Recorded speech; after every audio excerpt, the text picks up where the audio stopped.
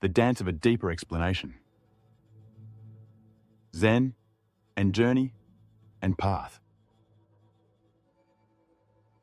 What if I told you that the Zen path you're walking never changes, but that your journey constantly does? That no matter how long you've been on the path, that this current you is the very first you? And that the reason that you can't see the journey's end is because it only becomes known during moments of absolute clarity. This is not a glitch in the matrix. This is the reality of our humanness. And if you've ever felt like your journey is both going somewhere and absolutely nowhere at the same time, congratulations. You're not stuck. This is not unique. This is a feature, not a bug. For how does one measure progress toward an end that can't be seen? Welcome to Zen and the curious dance between the path and the journey. One, stable, structured, ancient. The other, wild, unpredictable, uncertain, and forever beginning anew. Think of the path as a centuries-old blueprint. Zazen, Kinhin, chanting, bowing, samu, and koans. All the good stuff. It's the same toolkit that seekers have used for generations. It works. It's boring. It's beautiful. It's proven.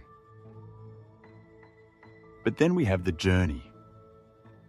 That chaotic, oh my God, I don't know what comes next aspect of our humanity. But here's the kicker. What we think of as one journey is actually an infinite number of infinitely long journeys. That is, throughout the day, a new self and new journey inevitably arises. And just as inevitably, that very same self inevitably disappears. There's no next level, no progress bar. There's only this reality, this raw, unfiltered sequence of stillness, then self, then stillness, repeated. And ultimately, Zen shows us that this stillness isn't a badge we earn. It's an existing activity that we simply come to realize, that we allow to happen. The self inevitably arises and inevitably disappears. Arising and disappearing. Arising and disappearing. Welcome to the reality that is Zen practice. The path that never changes and the journeys that never repeat. So, if this cycle is already naturally occurring, then why keep showing up to the cushion, the mat, the next breath? Because the self that most often arises is absolutely convinced that it is an entity entirely separate from all else, and is not about to let go.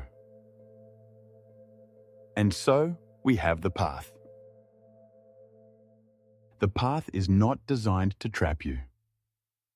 It's there to constantly remind you, to steer you when your mind wants to detour, or your ego wants to explore.